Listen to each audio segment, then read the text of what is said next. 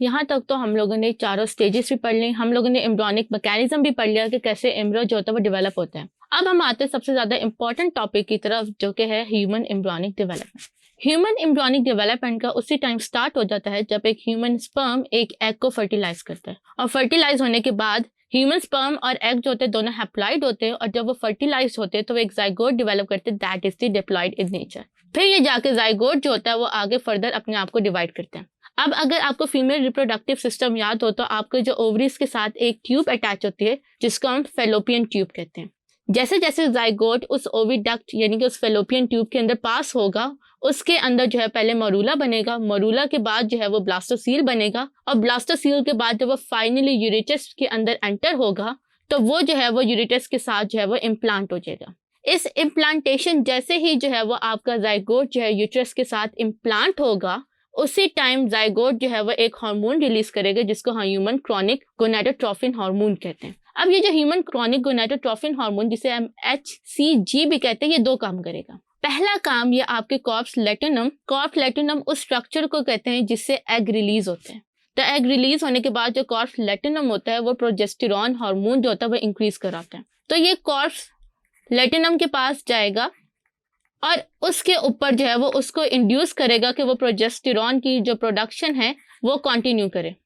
پروجسٹیرون انڈومیٹریل lining اور جو uterus ہوتا ہے اس کی لائننگ کو مینٹین کرنے میں امپورٹنٹ رول پلے کراتا ہے. اس کے ساتھ ساتھ یہ جو ہے یہ آپ کے انہیبٹ کرے گا فالیکل سٹیمولیٹنگ ہارمون کا, یعنی کہ فالیکل سٹیمولیٹنگ ہارمون وہ ہارمون جس سے اووریز یا جس سے ایگز کریٹ ہوتے ہیں. تو اس نے پہلا کام کیا کہ پروجسٹیرون کی ریلیز کرنے کی وجہ سے آپ کی جو یوٹرس کی لائننگ ہے جسے ہم انڈومیٹریل لائننگ کہتے ہیں, اس نے اپنے آپ کو ڈیولپ کرے گا ٹو فار دا پریگنینسی. اور پھر جو آپ کو فالیکل سٹیمولیٹنگ ہارمون کو روکنے کی ریزن یہ ہے تاکہ کوئی اور ایگ جو ہے وہ ڈیولپ نہ ہو, کیونکہ جو ایگ اب ڈیولپ ہو گیا اس کی امپلانٹیشن اور اس کی جو ہے وہ ڈیولپمنٹ کا جو پروسیس ہے وہ سٹارٹ ہو جائے گا.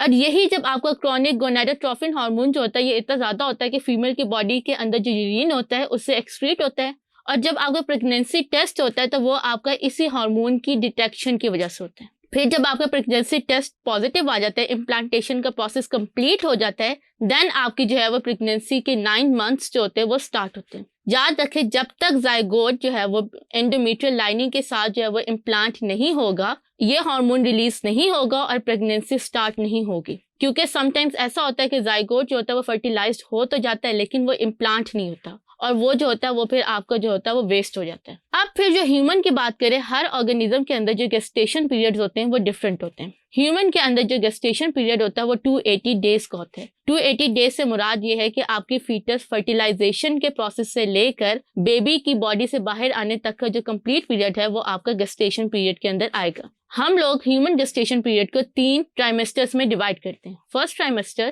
Second ٹرائمیسٹر and third ٹرائمیسٹر. جو فرسٹ ٹرائمیسٹر ہے وہ بیبی کی ڈیولپمنٹ یعنی کہ فیٹس کی ڈیولپمنٹ میں سب سے زیادہ امپورٹنٹ رول پلے کرتا ہے, کیونکہ اس ٹرائمیسٹر کے اندر جو ہے وہ آپ کی ایمبریونک لیئرز ڈیولپ ہوتی ہیں, پلیسنٹا ڈیولپ ہوتا ہے, اور بیبی کے اندر آرگنز جو ہوتے ہیں وہ ڈیولپ ہونا شروع ہوتے ہیں. اس لیے ہم لوگ سب سے پہلے اس کی فرسٹ سٹیج کی بات کریں گے. آپ کا جو فرسٹ منتھ کا جو آپ نظر آ رہا ہے یہ آپ کا ایمبریو, یہ جو ایمبریو ہوگا یہ 1.5 inch کا ہوگا, اور اس کے اراؤنڈ جو ہے وہ لیئرز ڈیولپ ہونا شروع ہو جائیں گے جس کو ہم لوگ ایمنیوٹک یا ایمبریونک لیئرز کہتے ہیں. یہ ایمبریونک لیئرز جو ہیں یہ اس کی ڈیولپمنٹ اور اس کے نرشمنٹ میں جو ہے وہ امپورٹنٹ رول پلے کریں گی. اس کے بعد جیسے یہ فرسٹ منتھ اینڈ ہوتا ہے تو یہ جو ٹیل ہوتی ہے یہ ٹیل جو ہے وہ اینڈ ہو جاتی ہے, یعنی کہ ٹیل جو ہوتی ہے ڈسنٹیگریٹ ہو جاتی ہے, اور سیکنڈ منتھ کے اندر جو ہوتا ہے وہ فیٹس جو ہے وہ کریٹ ہو جاتا ہے. یعنی پہلے فرسٹ منتھ کے اندر ہم جو سٹیج ہوتی ہے اس میں بیبی کو جو ہے وہ ہم لوگ ایمبریو کہیں گے, لیکن جیسے ایمبریو کی ٹیل ریموو ہوگی وہ جو ہے وہ فیٹس بن جائے گا. اور یہ جو فیٹس ہے یہ ہیومن سے تھوڑا بہت ملتا جلتا ہوتا ہے, اور یہ جو ہوتا ہے یہ ایٹ لیسٹ 3.5 inch کا جو ہوتا ہے یہ بن جاتا ہے. پھر اس کے بعد جب تیسرے منتھ کی بات کریں تو تیسرے منتھ کے اینڈ پہ جو ہوتا ہے وہ سیکسز جو ہوتے ہیں وہ ڈیولپ ہوتے ہیں, آرگنز ڈیولپ ہوتے ہیں, یعنی کہ اس سٹیج پہ جو ہوتا ہے وہ تیسرے منتھ کے اینڈ پہ جو ہوتا ہے آپ کو پتہ چل جاتا ہے کہ وہ بیبی بوائے ہے یا بیبی گرل ہے. اس کے بعد ہم یہاں پہ جو ہے وہ فرسٹ ٹرائمیسٹر یا فرسٹ منتھ آف پریگنینسی کو جو ہے وہ ڈیٹیل میں اسٹڈی کر لیتے ہیں, کیونکہ اس کی ڈیولپمنٹ یا اس کے اندر جو اسٹرکچرز اور آرگنز کریٹ ہوتے ہیں یہ سب سے زیادہ امپورٹنٹ ہوتے ہیں. اگر آپ یہاں پہ دیکھیں تو دس از دا ایمبریو, یہ ایمبریو جو ہے یہ آپ کا جو ہے یہ چکن کا ایمبریو اور اس ٹائم پہ جو ٹرٹل کا ایمبریو یا ہیومن کا ایمبریو جو ہوتا ہے یہ آپس میں ملتا جلتا ہوتا ہے. پھر اس ایمبریو کے اراؤنڈ جو ہوتے ہیں وہ 3 لیئرس ڈیولپ ہوتی ہیں. پہلے لیئرس کو ہم ایمنیون لیئر کہتے ہیں. ایمنیون لیئر کا ایک ہی پرپس ہے کہ یہ فلوئڈ کو مینٹین کرتی ہے اور اس فلوئڈ کے اندر جو ہے وہ فیٹس کی ڈیولپمنٹ سٹارٹ ہوتی ہے. پھر اس کے بعد جو دوسری آپ کا ہے وہ آپ کے آتے ہیں یولک سیک. یولک سیک جو ہوتا ہے وہ ہیومن کے کیسز میں اس میں یولک نہیں ہوتا بلکہ it is the first site for the red blood cells production. یہاں پہ یولک سیک کے اندر جو ہوتی ہے وہ ریڈ بلڈ سیلس کی پروڈکشن ہوتی ہے. پھر اس کے بعد یہاں پہ ایلنٹوئس لیئر ڈیولپ ہوتی ہے. ایلنٹوئس لیئر جو ہوتی ہے یہ امبیلیکل کارڈ کے اندر جو سرکولیٹری سسٹم ہوتا ہے بیبی کا اس کی ڈیولپمنٹ کرتی ہے. پھر اس کے بعد جو آپ کی لاسٹ لیئر ہوتی ہے اس کو ہم لوگ کرائن لیئر کہتے ہیں. یہ کائرون لیئر جو ہوتی ہے یہ آپ کی بلاسٹوسسٹ کی آؤٹر موسٹ لیئر، یعنی کہ اگر آپ کو بلاسٹوسسٹ یاد ہو تو اس کے اندر ہم نے کہا تھا کہ یہاں پہ جو ہوتا ہے انر میس آف سیلس ہیں اور یہاں پہ جو آؤٹر موسٹ لیئر ہے جسے ہم لوگ ٹروفوبلاسٹ کہتے ہیں. یہ جو ٹروفوبلاسٹ لیئر ہوتی ہے یہ لیئر جو ہے یہ آپ کی کوریون کی جو ہوتی ہے یہ ڈیولپمنٹ کرتی ہے. اور کوریون کی ڈیولپمنٹ اس طرح سے ہوتی ہے کہ کوریون جو ہوتے ہیں یہ پلیسنٹا ڈیولپ کرتے ہیں. پلیسنٹا جو ہے یہ یونیک آرگن ہے جو کہ یوٹرس اور بیبی کی مکس کمپلیٹ یعنی کہ ڈیولپمنٹ سے ہوگا. پلیسنٹا کے اندر ہاف ٹیشوز جو ہوں گے وہ بیبی کے ہوں گے اور ہاف ٹیشوز جو ہوں گے وہ مدر کے ہوں گے. اور پھر یہ آپ کے کریون کے اندر جو ہوتا ہے یہ کریون ویلائے ہوتے ہیں جس کے اندر ریڈ بلڈ ویسلز ہوتی ہیں. اور پھر جیسے ہی آپ کا جو ہے امپلانٹیشن کا پروسیس ہوگا وہ انڈومیٹریل لائننگ کے ساتھ جیسے ہی بیبی کے جو ہے وہ امپلانٹ ہوگا اسی ٹائم پلیسنٹا رسپانس کرے گی اس کو سراؤنڈ کرتے ہوئے. جیسے یہاں پہ آپ کو نظر آ رہا ہوگا کہ جیسے امپلانٹیشن کا پروسیس ہوتا ہے تو یہ جو پنک یوٹرس کی لیئر ہے اس نے جو ہوتا ہے وہ بیبی کو سراؤنڈ کر لیتے ہیں انڈومیٹریل لیئر. اور پھر یہ انڈومیٹریل لیئر جو ہوتی ہے یہ آپ کی کرایون لیئر کے ساتھ مل کر پلیسنٹا کی ڈیولپمنٹ کرتی ہے. اب پلیسنٹا جو ہوتا ہے وہ ایک دم سے ڈیولپ نہیں ہوتا، اس کو 2 سے 4 ہفتے لگتے ہیں ڈیولپ ہونے میں. اور جب تک پلیسنٹا ڈیولپ نہیں ہوتا تب تک انڈومیٹریل لائننگ کی یہ رسپانسبلٹی ہوتی ہے کہ یہ ایمبریو کو جو ہے وہ نیوٹریشن پرووائڈ کرے اور فوڈ پرووائڈ کرے. پھر جیسے ہی پلیسنٹا ڈیولپ ہوتا ہے تو پلیسنٹا کے ڈیولپمنٹ کے بعد جو ساری فوڈ کی ایکسچینج ہوتی ہے بیبی اور مدر کے اندر وہ پلیسنٹا کے تھرو ہوتی ہے. پلس جو بیبی کے اندر جو ویسٹ ہوتا ہے وہ بھی جو ہے وہ مدر کی باڈی کے اندر انٹر ہوتا ہے تھرو پلیسنٹا. اب پلیسنٹا کے اور یوٹرس کے درمیان میں ایک لیئر ہوتی ہے. اس لیئر کا جو ہے وہ ایک ہی پرپس ہوتا ہے کہ بیبی کا بلڈ اور جو مدر کا بلڈ ہے وہ آپس میں مکس نہ ہو.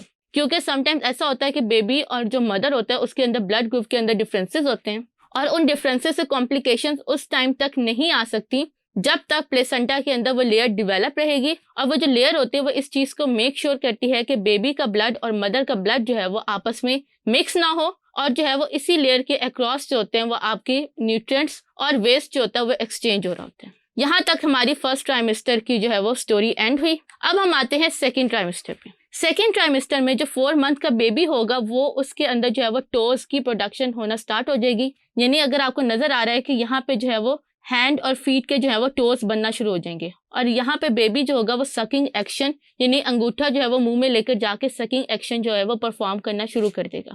پھر 5ویں منتھ کے اندر جو ہوتا ہے وہ آپ کی جو بیبی کی ہارٹ بیٹ ہوتی ہے وہ آپ کی جو ہے وہ کلیئر ہو جاتی ہے اور بیبی جو ہوتا ہے وہ پلیسنٹا یعنی کہ اس کے اندر جو ہوتا ہے اپنے ووم کے اندر جو ہوتا ہے وہ موومنٹ سٹارٹ کر دیتا ہے جس کو جو ہے وہ مدر فیل بھی کر سکتی ہیں.